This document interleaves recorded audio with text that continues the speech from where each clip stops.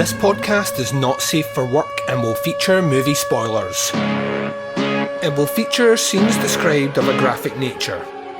It will contain language which most listeners may find offensive. Welcome to the podcast Under the Stairs.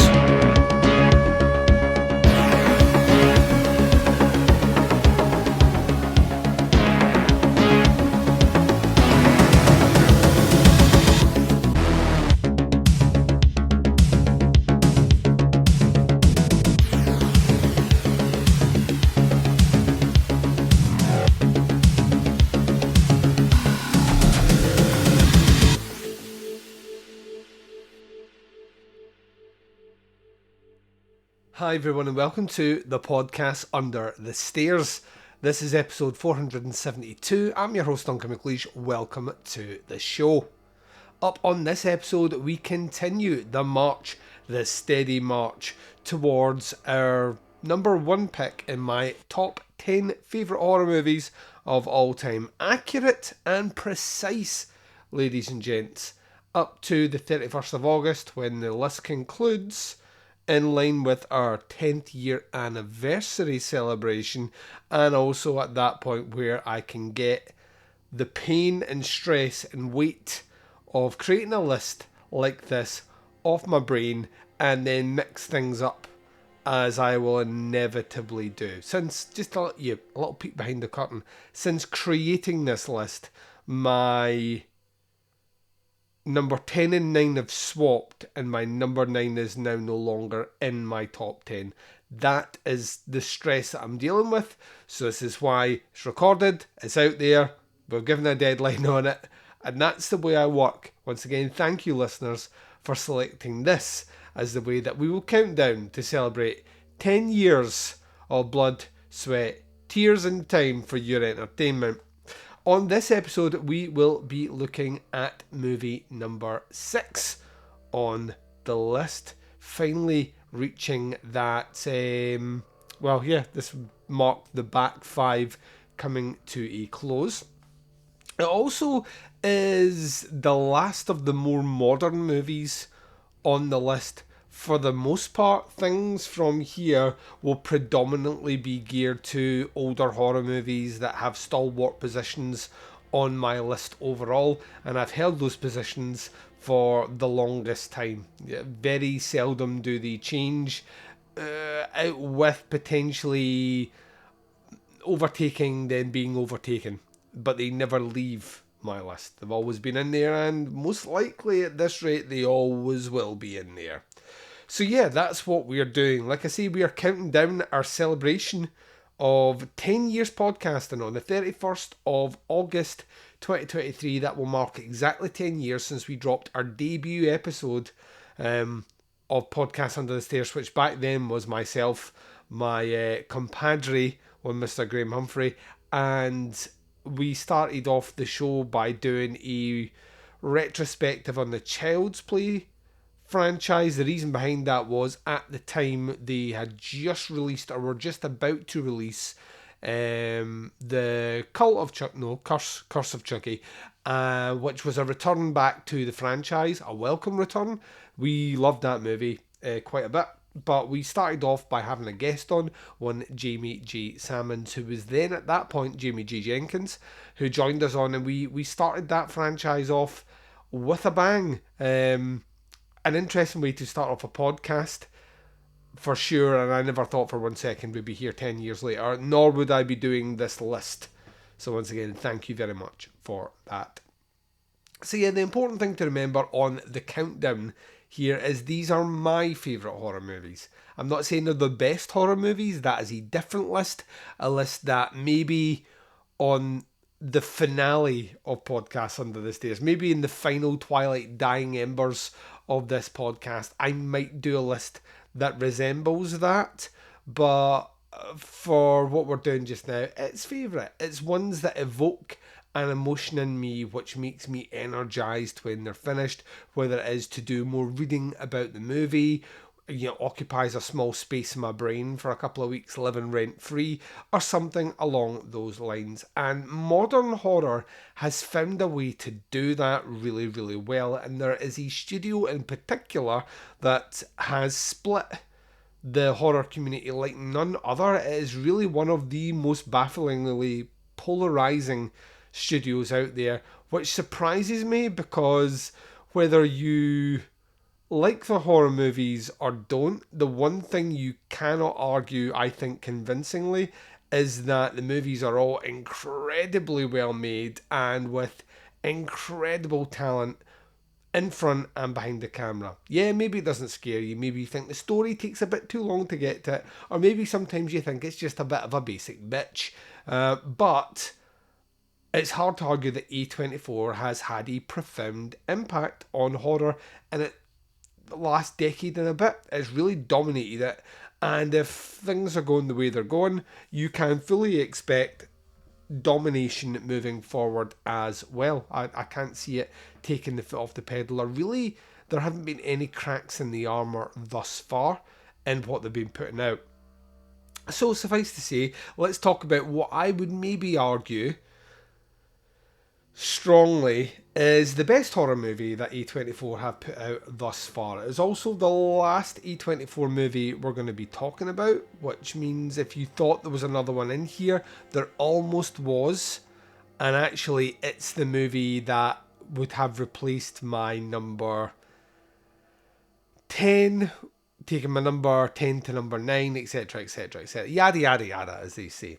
So let's find out what I think is the most impressive and my most favourite horror movie from the great studio A24. Coming in at number 6 on my list from 2018, we're going to talk about Ari Aster's filmic debut with the label itself. We're going to be talking about Hereditary.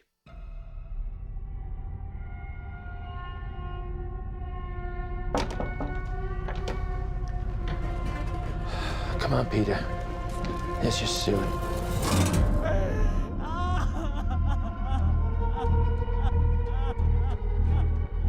It's heartening to see so many strange new faces here today. I know my mom would be very touched and probably a little suspicious. My mother was a very secretive and private woman. It's Grandma. You know you were her favorite, right? Even when you were a little baby, she wouldn't let me feed you because she needed to feed you. She was a very difficult woman, which maybe explains me. I recognize you from your mother. What? Sometimes I swear I can feel them in the room. Oh my God! What's that? She isn't gone.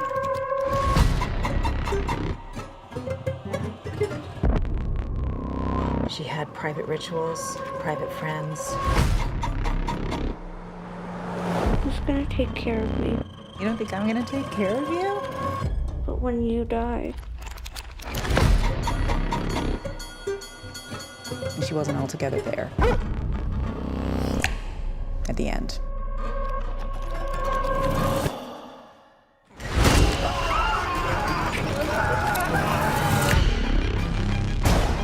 I don't like this. Dad, I don't like this. What's happening? Peter! Don't you ever raise your voice at me! I am your mother! Please stop! Mom, what's happening? Make it stop! Make it stop! I just don't want to put any more stress on my family.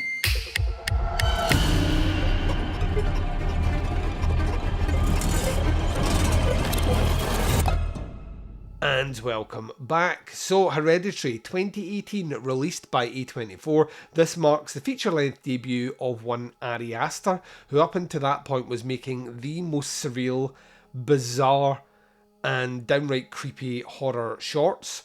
He comes across with their blessing, with a script which he is primarily involved with, and that he wrote the story. It seems to be very much a guy that likes to take command in both the directing and the writing, and I think all the better for it. a great cast in this one. Actually, fucking stellar cast in this. Toni Collette, Millie Shapiro, Gabriel Byrne, Alex Wolff, Christy Summerhouse? Summerhees, sorry. Cuts it off on the old IMDb's. Oh, by the way, the old iPad's joining us again. We'll soon be getting put down, but it's going to guide me through this so I don't have to stop, start too much. Mallory Bichel, Morgan Lund, and I mean, there is some other people in here, but are we going to spend time doing that? I don't think so. The synopsis for this one, as listed on the IMDb's, is a grieving family is haunted by tragic and disturbing occurrences. So yeah, let me put this down. Ooh, okie dokie. 2018. Ari Aster comes out the gate with this one. It was getting a lot of buzz from, I think it played Sundance, and already the kind of, then the Twitterverse, I don't know what we call it now, the X-verse, doesn't sound right, but the kind of Twitterverse, the social medias, there was a lot of buzz basically saying Hereditary is the scariest movie you've seen this year. And as horror fans, we hear that a lot. In fact, you will hear on any given year about 4 or 5 movies be professed as the scariest movie of the year. And then you watch them and you realise that they're probably not. And maybe the hype train has been behind it a little bit, pushing it along the tracks. Hereditary kind of came in with that, but also came with this warning that the director, Ari Aster, regardless of whether or not you felt it was the scariest movie of the year, was going to be one to watch. We had to keep our eyes on him. And yeah, they kind of nailed, I think, maybe both those things very accurately. Hereditary, for the most part, wears its influences on its sleeves. It is, at times, an homage to kind of cinema of the 60s and 70s from Scandinavia, and comparably about the same time period in America, with little hints of kind of British, almost kind of folk horror-esque elements, that sort of that pagan, weirdy, witchy sort of stuff, and also a little bit of a dose of just pure European horror cinema, all wrapped up in a nice, neat bow. It certainly owes a lot to it, and it's hard to disassociate the conversation to Polanski, Roman Polanski, and I imagine a lot of people out there will look at a movie like this and say, well, it's just Rosemary's Baby, isn't it, really? Except there's not a baby in this one. Kinda, it certainly is, and I know why you would say that, and you're not necessarily all that wrong, but it's like saying that Midsummer is just The Wicker Man. It's reminiscent, yes, and there are beats and certainly story points that are there, but to arbitrarily say it's just a modern telling of The Wicker Man is to miss a good 90% of what is actually going on in that movie, and just going down to binary, 0-1, yes, no sort of analysis. Hereditary works on a few different levels. If ultimately what you're looking for is just a bizarre, creepy little movie, then this movie ticks that box. Takes a little bit of time to get going, if that's what you're looking for, but it has scenes of abject horror and grief. It has escalation from about the hour mark to the end, which is about, it's 2 hours and 10 minutes all in. So about the last hour and 10 minutes is a steady ramping of horror elements to a massive fucking crescendo. But then if you disassociate yourself even further, the unease kicks in right from the start. So it's an uneasy, queasy feeling that you get watching the movie right from the off. It's just the horror elements start to coalesce a little bit later on in the movie and then drive towards the end. So if that's what all you're looking for, the movie delivers that for sure. If you're looking for movies with a little bit more depth and a little bit of symbolism, then Hereditary also ticks that box. There is a like pure kind of occultish sort of vibe in this movie that is backed up with particular symbols, mythology, and kind of linking motifs hidden and dotted all the way through this movie. Yeah, there are ones that are at the forefront where it might be a book or a particular name of a kind of paganistic deity being mentioned that might attract your attention to there's something going on. Rites and rituals also in the movie.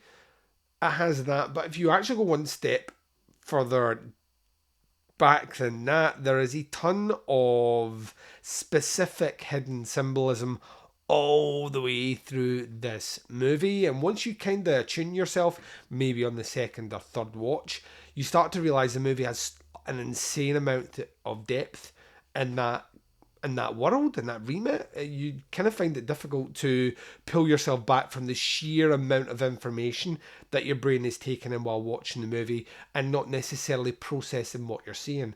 So there's that level as well, right? But then there's the kind of final third and really interesting A24 element about this one, which is actually the human element in it itself. The conversation about, and it's in the name, hereditary, what we pass down through our children and their children. And that can be everything from medical conditions, whether it's mental health issues, which this movie tackles, responsibility, which is certainly in here when it comes to the responsibility of the parent and the family and their role in bringing up their kids and trying not to repeat the same mistakes as the generation before that brought you up. We all try very hard, but inevitably on a day you will hear yourself, especially if you're a parent, saying the words that your parents said that you know for a fact that when you were a kid, you basically said to yourself, I'm never going to be like my mum, or I'm never going to be like my dad. I'm never going to say those words. And then you catch yourself saying them and you're like, fuck my life. I have become the thing I didn't want to become. But on top of that as well, the idea of the obligation of the kind of the ritual that they perform here is one that is passed down through the generations. So that is a hereditary element as well that works with it. So the movie's name is very, very, very smart, and it's tackling human conditions, psychological concepts, occultism, oh yeah, and demons, which is kind of rad. What I love about this movie and why it sprung very quickly to the forefront of my favourites is the way that it is constructed. You're brought into an already fractured situation with a family that are very disconnected, with a kind of mother figure who clearly is damaged, slightly neurotic. But then the more you find out about how she was brought up, the more that actually makes sense. And the family dynamic is enough to put you on the back foot right from the off. And I love that element about it. In fact, most of the unease from this movie is actual social scenarios. Recently, there was that movie See No Evil that came out that got all the buzz. What was that, last year? And tons of buzz about it. And what I was talking about specifically was the airs and graces that people put on, the social norms and politeness that can run amok by people that are not prepared to confront things head on. And Hereditary kind of does something similar, just does it on a smarter value, on a higher level, so to speak. The fact that this family cannot communicate at all is part of the problem. It's also part of the reason things go as awry as they do at the end. There's a grand plan here where the kind of grandmother figure who has died right at the start has set out these things in motion, a kind of overarching plan that will come to fruition pretty much inevitably, and there's nothing anyone can do about it, and everyone else is just pawns in this like master planned game, this kind of occultist rite, this inevitability that has been put in place. and everyone is just a pawn on a chessboard being moved around at the control of a much higher power that they themselves can't fathom or bear witness to the end result. The casting is on point. Toni Collette is absolutely incredible in this movie. She is obnoxious, she is exhausting as a character, and she gives it her all. One of my overall favourite scenes of grief manifest in a movie is in this movie right here. The wails this character lets out when she finds out her daughter has died is heartbreaking, and it goes right into your bones and just stays there and just shakes them up for a little while. I remember when I saw this movie in the cinema the first time, and the scene with the decapitation comes up, and I remember there was a bit of, like, noise cinema. You're going to get that rustling of like popcorn and stuff, and that happened, and you could have heard a pin drop on carpet in the cinema. Things went that deathly quiet. It was just this surreal moment where everyone in the cinema was like, oh shit, and then you have to live with the results. The movie is like incredibly sober, and I think it's one of the reasons some people don't take to it, is there is no brevity, there is no light in this movie at all.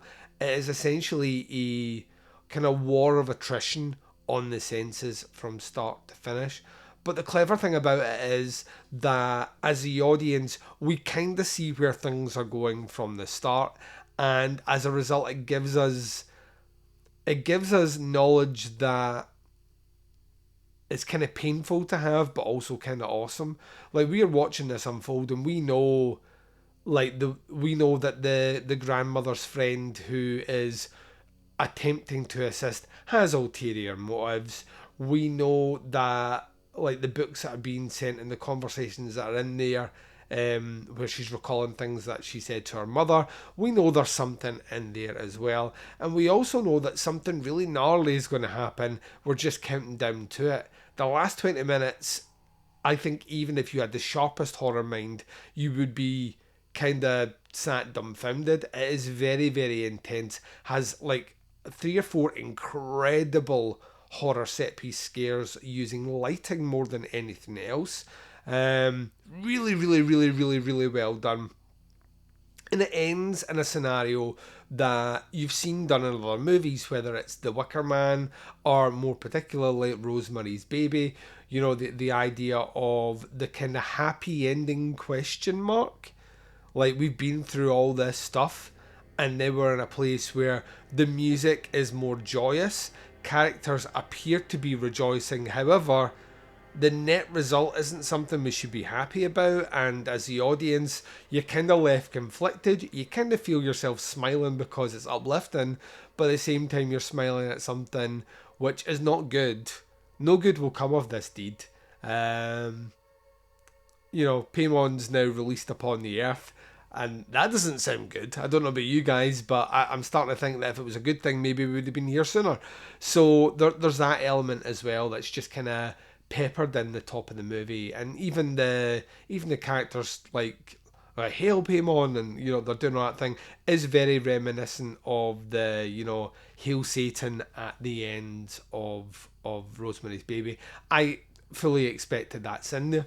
There are small elements of things like Repulsion and The Tenant as well from Polanski dotted through here. The kind of mania of Repulsion is definitely felt wrought throughout Hereditary, and I grasp that more every time I watch it. And having rewatched Repulsion recently, I keep forgetting how intense that viewing experience is. For those that don't know, and I imagine plenty of you do, but what would be known as the Apartment Trilogy by Polanski are the movies Repulsion, Rosemary's Baby, and The Tenant. And it's interesting watching this movie kind of tackle those 3 in different influences without being overt, kind of full-on nods, notwithstanding the end sequence of the movie and the end sequence of Rosemary's Baby. The score to this is absolutely brilliant. I think this is Bobby Crick, and he has a real sense of grandeur in his scores. He would go on and do the score for Midsommar as well. I think his score for that's impeccable as well. There's just something odd about the noises, pluck-stringed instruments that are almost out of tune. It reminds me a little bit of the kind of third full-length Nine Inch Nails album, which is called The Fragile.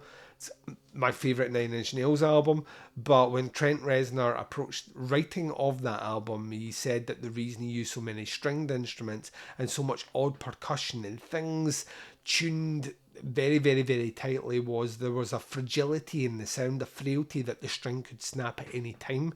And that's Hereditary. Like, all the character interactions, all the dialogue is so stretched and so fraught that at any point a character might snap and become volatile. So the fact that the score plays with similar concepts in the instrumentation is just borderline genius. Ari Aster came out swinging hard on this movie. Like, this movie almost feels like, and I would say I think it's a masterpiece on movie number one. It just feels like he fully realised the idea of what a modern horror movie should be, whilst acknowledging the greatness of the old and bringing the kind of sensibility and filmic techniques of the new together and updating and releasing something that did feel really important. Like, 2018 had a lot of fucking great movies, but Hereditary just felt like the most important thing that any one of us was going to be watching that year. So in that, you could say that the advanced reviews were pretty much spot on, or they were for me. It's a movie that I keep coming back to, and like I say, I dig a little bit deeper and find it a little bit more.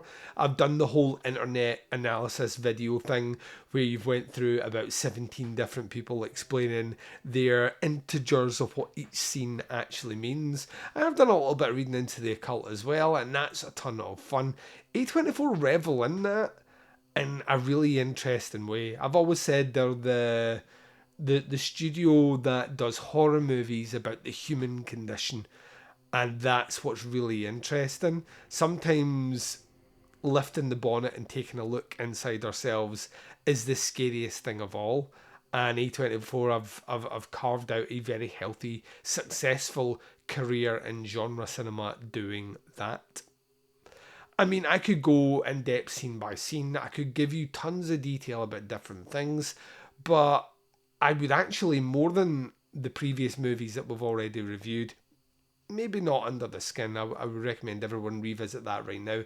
Hereditary is a movie that if you've never seen it before, and if you're checking out podcasts on this stage, you're a horror fan, so I imagine you've seen it, but I would go back and rewatch it again and just pay attention to the stuff that's happening in the background and not always the stuff that's happening in the foreground, and come away with your own analysis. See if there's something in there that maybe you've never picked up before.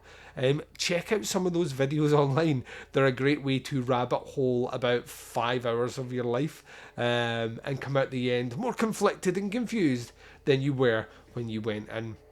Hereditary is an incredible movie by an incredible director who has continued to enthrall me. I think Midsommar is a absolutely outstanding movie, and Beau is Afraid, which dropped this year, I thoroughly enjoyed. Very, very, very different sort of movie, but once again cemented the idea to me that what's going on in Ari Aster's brain is terrifying, and the way he visualises it manifests on the screen makes me uncomfortable in ways that other movie makers would only dream to make audiences feel.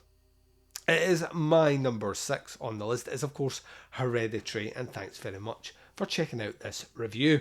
Now, if you're checking us out on the YouTube, which I know some people are, and I'm loving it because we've been a bit lax this year on the YouTube, even though I was going to make a push on it, and you guys have been checking out the videos, you've been leaving comments and leaving likes, and that's a huge thing for me.